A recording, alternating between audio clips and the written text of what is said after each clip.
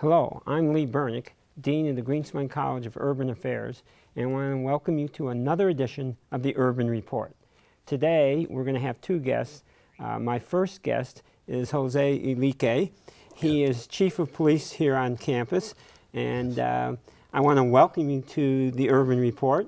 Thank you. And you've been here for 13 years? 13 years, June 1st. June 1st.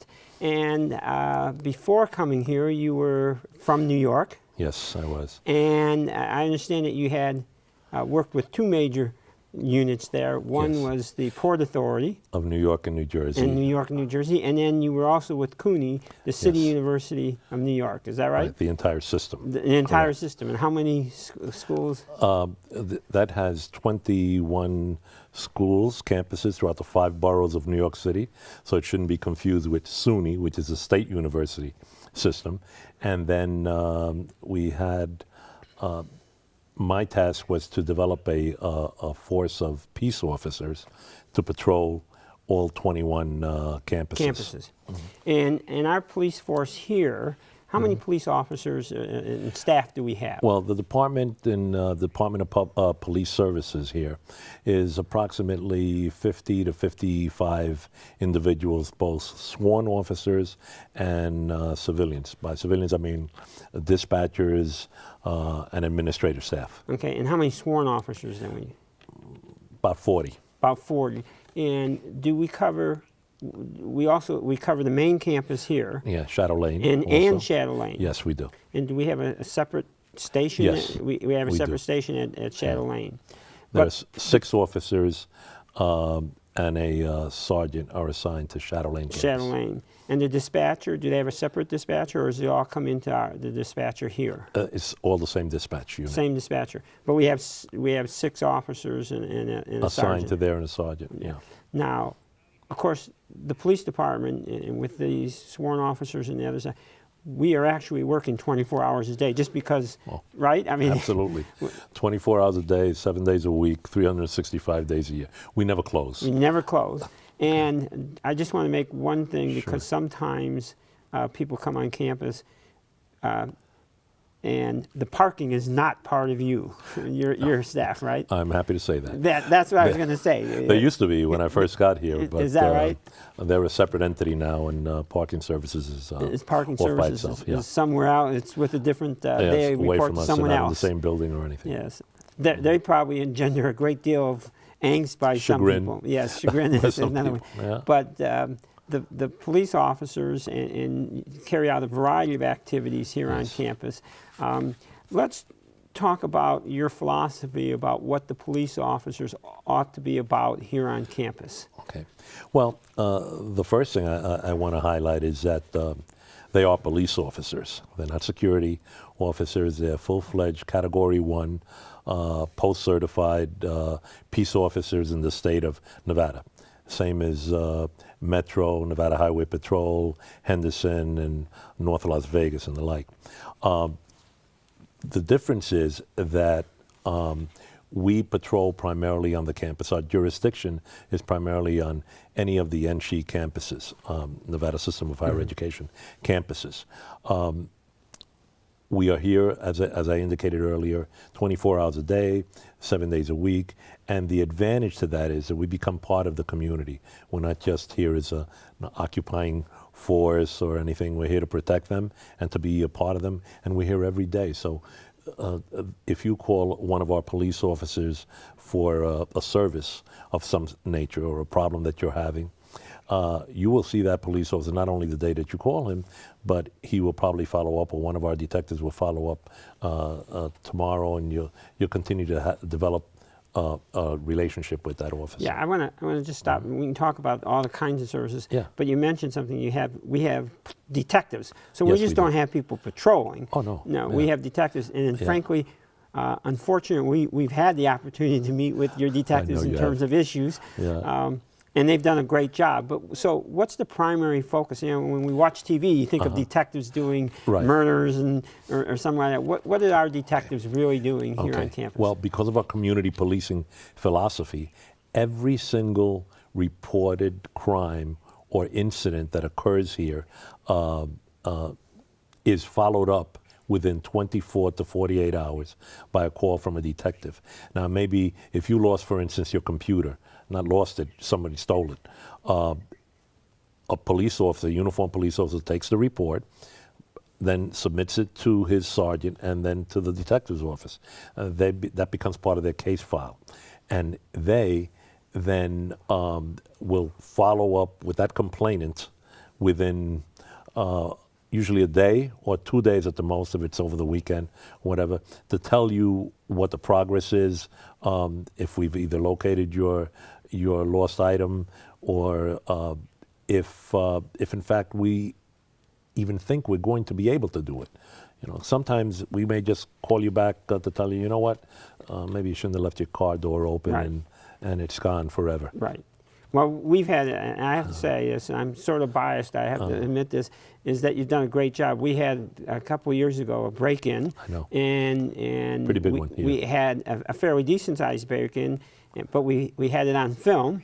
And, Yes. and the cameras go to you, right? And, Yes. and you were able to track those, your Yes. detectives, and we actually apprehended Yes, we did. the people who Yes. committed the crime, right? Yes, we did. So our detectives are doing the day-to-day kind of work on it. Absolutely. They also do what I call, we used to call back east, anti-crime work. For instance, we identify crime trends. Let's say it's car thefts on campus, and we see particular trends, or bicycle thefts, which unfortunately we have quite a few of those.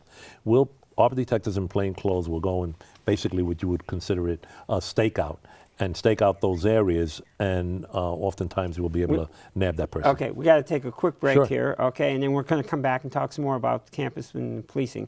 So Okay. let's take a short break here, and we'll be back for another segment of the Urban Report shortly. For others, it may have just been a summer job. But for me, it was training. Now I'm an Air Force pararescueman, and my job is to save lives. Make the right choices today, and be ready for the challenges tomorrow. This message is brought to you by the U.S. Air Force.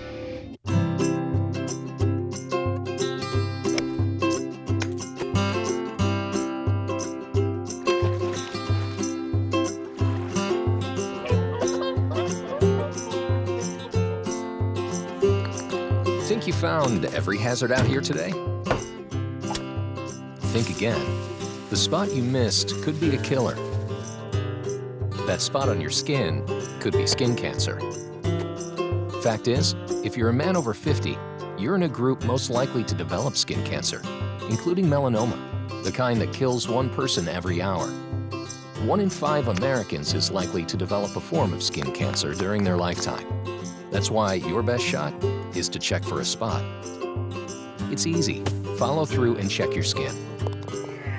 It could be the save of a lifetime. Go to spotskincancer.org to find out how. A message from the American Academy of Dermatology.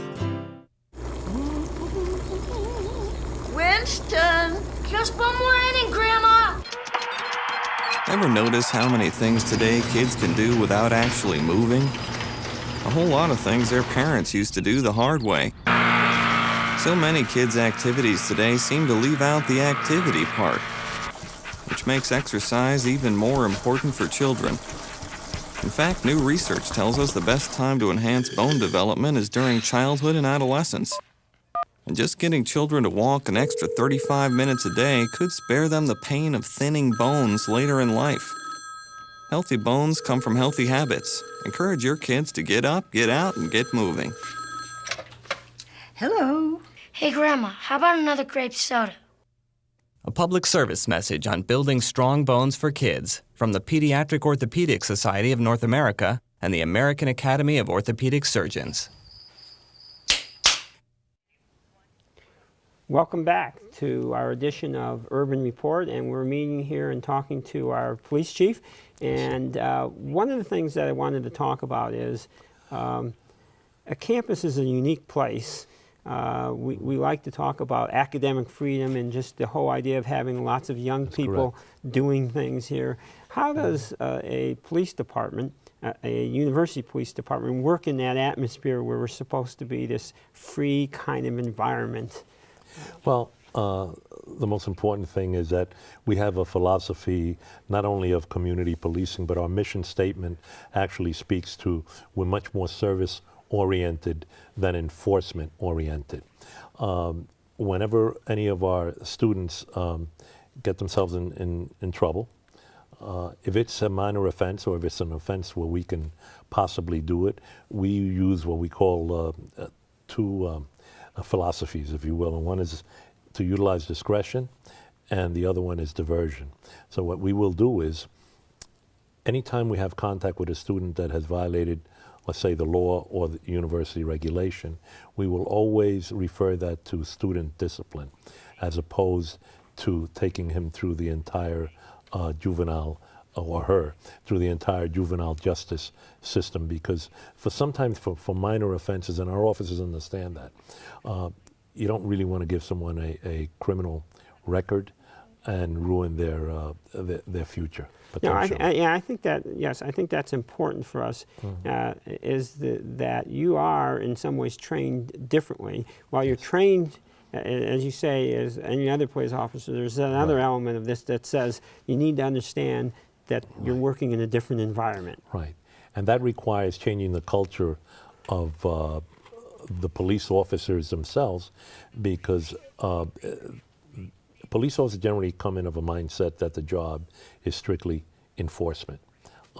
In a university setting, as you indicated, is a very special place, and they have to understand that, and you have to understand that you have to be more service oriented. And key to that is, as I always tell them, look, we may have a different mission and we may have a different philosophy, but we are no lesser police officers than your counterparts in the more traditional police departments out there, the municipal and state police departments. Let me just go to another segment which talks to this. You talk about a different philosophy and slightly different mission, but every university is supposed to report to the Department of Education in something which is called the Gene Cleary report, right? Yes. And so we do this, you do this all the time. And can you tell me a little bit about what the results have been for us here at UNLV and how that fits into? Sure. Well, the Gene Cleary Act, as you indicated, is mandated by the Department of Education. What it does is every October 1st, we report all of the crimes that have occurred on this campus over the past 3 years, actually specific category 1 crimes. And I can tell you that when we compare those statistics to the surrounding area, those numbers are almost, I won't say negligible, but very minute as compared to the surrounding community. So the campus is a safe place. There's absolutely, I mean, there is some, we're not going to say that there's no crime. Correct. But relative to where we are and where we're situated in the city, people shouldn't fear coming to the campus at night or during the, on the weekends or anything. Absolutely not. For some, there's some dynamic out there that makes this university an enclave, if you will, or even like an oasis. I'd like to take credit for that because our police officers are always there, always visible, and I think that the bad guys in the area know that you're much more likely probably to confront a uniformed police officer on this campus than you would probably in the neighboring streets. Well, good. I only have a couple minutes. Sure. I think less than 2 minutes. Okay. Quickly, active shooting kinds of things, you're training for that all the time? Absolutely. It's I like to say it's what keeps me awake at night. So we do extensive training and extensive drills with Metro. And we do it at least 3 times every year and extensively over the summer months with scenarios. Okay. I have less than, I think, 30 seconds or so. Let me ask you this, though. Okay. With that, lots of people want to talk about having weapons on campus, and there's there's a legislative bill about concealed weapons being on campus. What's your feeling about that? Totally opposed to it. In a word or two, totally opposed to it. I believe that people have not taken into consideration the risk of readily unidentifiable individuals carrying weapons, and which could lead to friendly fire on the part of our police officers when we respond to these types of incidents. Okay. So I want to thank you for the opportunity to have you on the show. We'll have you on again, and we'll Good. see if we can't get some other people. I'd like that. I don't think we can bring a horse into the. No. But we'll have other. Yeah, we'll have other Absolutely. people onto the show. And Absolutely. again, thank you very much, and we'll take another break for this edition of the Urban Report. Thank you. Okay, my pleasure. Thank you. If you could see anything in the world, what would it be? I'd love to see Paris. I like to see cupcakes falling from the sky.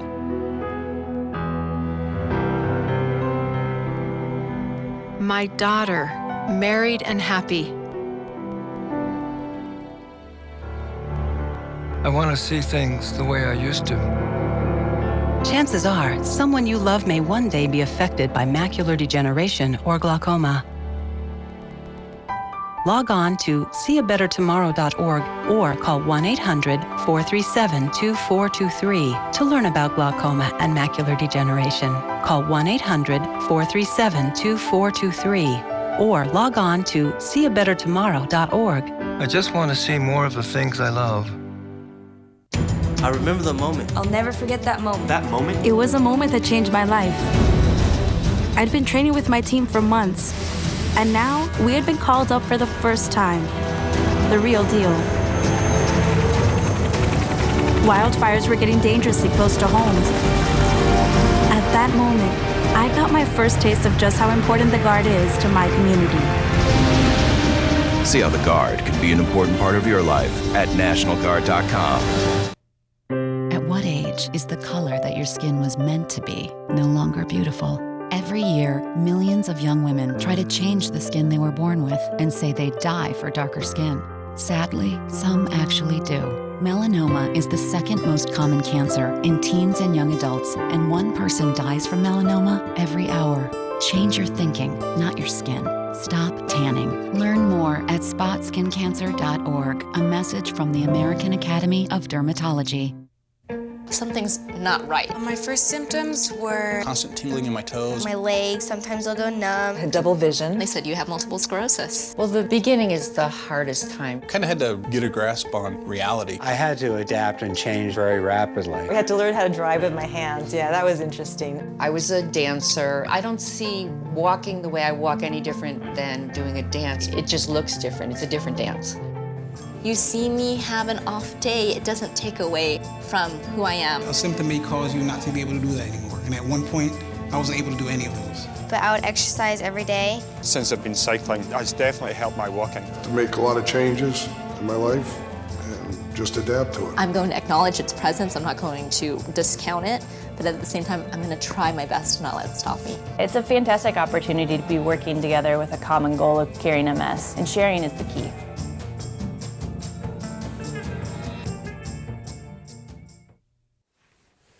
Welcome back to this edition of the Urban Report, and in this segment I have a real pleasure of introducing a friend and a colleague.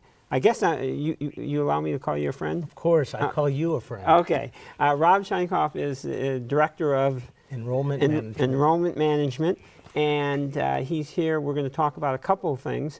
I think the very first one, and then we'll talk about the exciting news. I don't know if we can we hold this up and can people see this? So here's a big push for people right now. What is this all about? Well, at this late date, what is today, middle of April or so, it's not too late to enroll, to apply for admission, to still get some financial aid, to still get great classes at good times, and to actually start your college career or restart it. So July 1st is the deadline. We encourage people to apply, get in their transcripts, get in their test scores, and qualify for admission for the fall. Okay, so students can come. The doors are still open. Doors are still open, and we encourage qualified students. Qualified. Very good students to, at the last minute, they decide Duke, great school, I was admitted there, but it's so far away and so expensive. there's an even greater school here in Las Vegas. Right. At UNLV. I didn't mean to No, call that's out okay. Duke. No, There are other good we schools. We know. We're here to promote UNLV. That's Right. who we are. You have another exciting thing that we're working on right now, and I think you told me it's been approved by a series of things, and it's, tell me a little bit about this, and I think we have some Right. slides. Let's see if we can bring the slides up.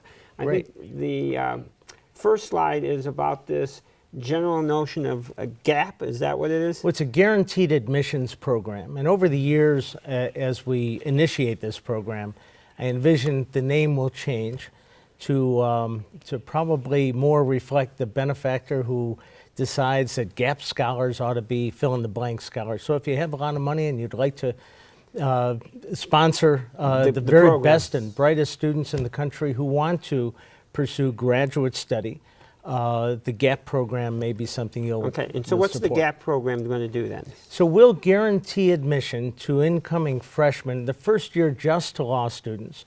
The next year we may include dental, we may include physical therapy. Okay, let's stop right here for a second. So what you're really saying is that a student comes in as a freshman next year, Right. right? We're saying is if you meet certain criteria, and we'll talk about those criteria in a minute, we're going to guarantee that they get into law school, right? 4 years from now. later. The or fall of 3 years. 2018. Yeah, or 3 years if they're really energetic and want to get through in 3 years instead of 4. Right. We're guaranteeing admission to the law school That's right. to freshmen coming in this next fall if they do certain things. And so what it does, it takes the pressure off of them, knowing as incoming freshmen, I already have a seat in a first-year law school at a highly rated law school, the William S. Boyd School of Law, one of the very best in the country, first tier, one of the youngest first-tier law schools Right. in the country. It takes the pressure off of them so that maybe they could take a Shakespeare class or maybe something in biomedical technology, which So- they wouldn't normally Right. take as they're trying to They're worried establish about a basis. getting a grade Right. point average. But here are I think we have up here now 3 of the major things. One is they have to be full-time in the Honors College. Right, and that's a real benefit. They're granted admission to the Honors College as a GAP scholar. Okay, if you're a GAP scholar, you're automatically in the Honors College. That's right. But you have to stay in the Honors College. You do, and usually the way it's worded is, can I stay in the Honors College? It's such a great program, I really want to be a part about it. A part of it. It's not punitive. It's No, a great but the point program. is you can't move in and out. No. You know, once you're in, You we wouldn't want want you to to. be. You wouldn't want to, and I know Right. we've had the dean of the Honors College I here, and saw. she's terrific. Yes, she on is. there. The second thing is they have to have a 3.5 GPA, and most of our Honors College students Right. have that. So that's not. It's a tough thing to get a 3.5, but our students generally get that. Here's the thing about these GAP scholars, because I've worked with this program at other universities. A 3.5 is something they'd be embarrassed with. They've never made grades less than a B here and there. So a 3.5 is not a stretch for these students. Secondly, we're looking at some test scores once they get here, the LSAT. We're looking at some specific courses that they have to take. These are not a stretch for these students at all. They should do very well in these courses. Right. And so you just mentioned the LSAT. In this case, we say that they need a score of 160.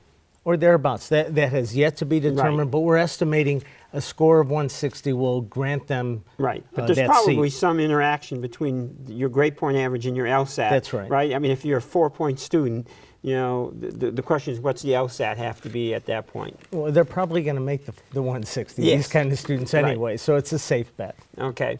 So this is the kind of major push. And these students, these GAP scholars, we're trying to attract people from here in the county, the best and brightest here in the county, but throughout the country, right? Well, and my sense is that these are yeah. targeted towards merit scholars. And National Merit Scholars will see us as an alternative that probably heretofore they hadn't even considered. I was at an institution that went from 0 to 16 national merits in 1 year when this program was initiated. I anticipate the same kind of reaction here. But our first commitment is to students of Nevada, not just Clark County, but throughout the state of Nevada. And then beyond that, if it's going to be a tie between a Nevada student and a student from out of state on one of the 3 remaining seats, I can assure the citizens of this state that they will get first Right. priority. Yes, because we are a public university, Absolutely. a state university in terms of the state of Nevada, so we do give preference to our citizens. We do, and while we attract students from all 50 states every year, and 84 foreign countries. I know, I think we have a slide on that too, about the nature of UNLV. I've jumped ahead. No, that's okay. That's all right. Here our university, 28,000 strong. Right. 84 countries, right? All Right. 50 states. All 50 states. We are sometimes people forget or think just because we are an urban university Right. and a metropolitan university in Las Vegas, that we're not a national university. Well, and really, we actively recruit in 14 states outside of Nevada. I think we're better known. We have a much deeper appreciation, or people have a much deeper appreciation for our academic programs the further you get away. And some of that's human nature. Right. But people in the state of Nevada, understandably, would want to go away. We get a lot of great Right. students who, after a year or two, come back. Yes. Our slide, I think the slide showed up there that we were the 12th most popular Right. university in Per the country. U.S. News and World in U.S. Report. News and Report. Tell me a little bit about that. We only have a short time left, Sure. but tell me about what that means. So we're the 8th most diverse and 12th most popular, and they look at a number of factors objectively and compare universities around the country. Apparently, students who apply to UNLV are not just doing it, to fulfill a requirement. They're serious about wanting to come here. They accept our offer, and we're becoming a first-choice university, much more than a safety school than we were several years ago. Right. So we're very proud of that. Right. Students are choosing us over schools that historically we fell second to now. Right. Well, I have to end this segment of the show. It's been way too short. We'll have you on again. I'll look forward to it. I want to thank people for watching this edition of the Urban Report. And if you have questions or concerns, always feel free to contact us at the Dean's Office in Greenspan College of Urban Affairs. And again, it's not too late to apply to UNLV. Right. Thanks, Rob. Thank you. Thanks so much. Okay, we have this in here. Dave Bernick.